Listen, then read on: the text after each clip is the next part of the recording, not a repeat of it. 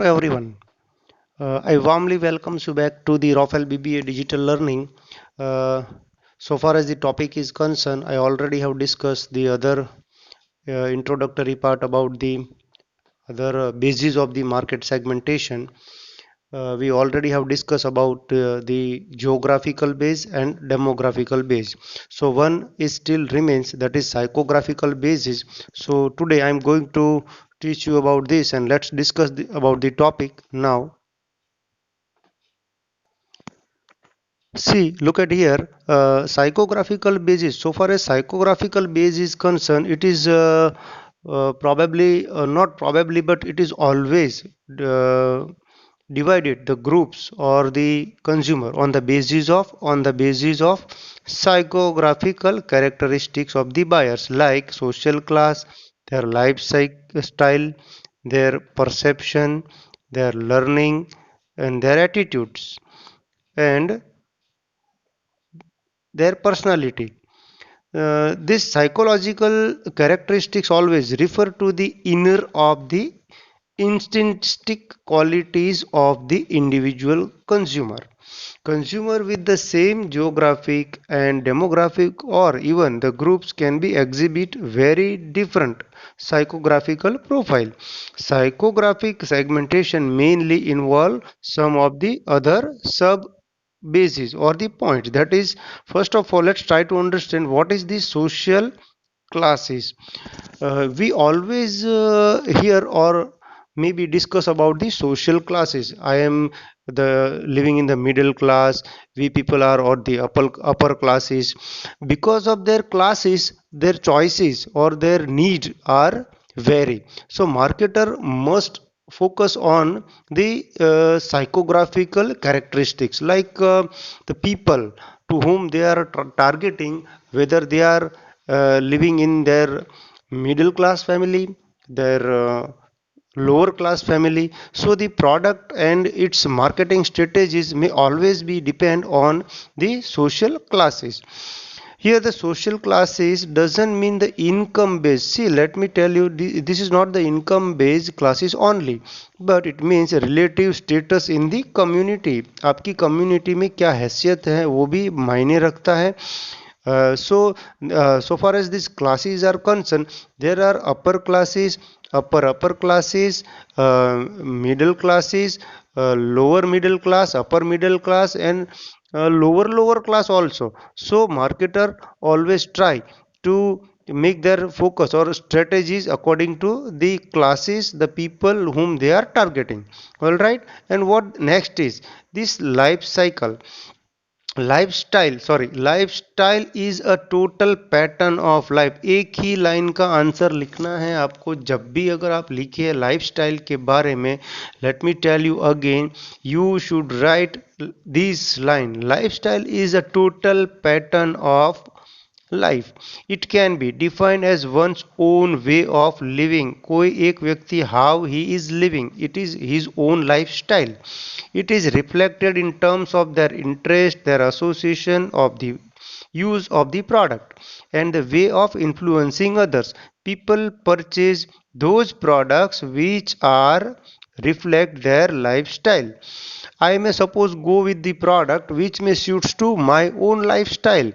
I never purchase the product or the services which never suits to my own lifestyle. So please try to understand what lifestyle is. So altogether marketers always form some of the strategies according to the lifestyle of the people or the group of people they are targeting. All right. And next, that is the personality. Now what is personality means? Personality and lifestyle go hand to hand. वैसे तो कोई अंतर है नहीं, but even consumers buy those products which are suit to their personality. Personality is a distinctive way of influencing others. Personality is determined by certain physical and mental characteristics. Try to understand what kind of the mental state and what do I think about me, whether I am belonging to the other social class, but my personality may be different. However, mental or psychological characteristics are more relevant for market segmentation. Personality characteristics such as self-confidence, extrovertness, firmness, individualism, balanced sociability, impressiveness, willpower, talent, and many more. So, it affects the product need and their preferences. This segmentation may be used for sometimes clothing, for sometimes automobiles like car, bike, and house, and some other classes. Okay, buying motives. Now see, under the psychological segmentation base, buying motives, why do people try to have the product, why we actually, what is the motive behind purchase or shopping? Buying motives refer to the purpose of buying the product. Why should I purchase the product? Whether I am purchasing the product for myself, or whether I am going to give the purchase the product to gift someone. What consumers expect from the product is the matter of interest.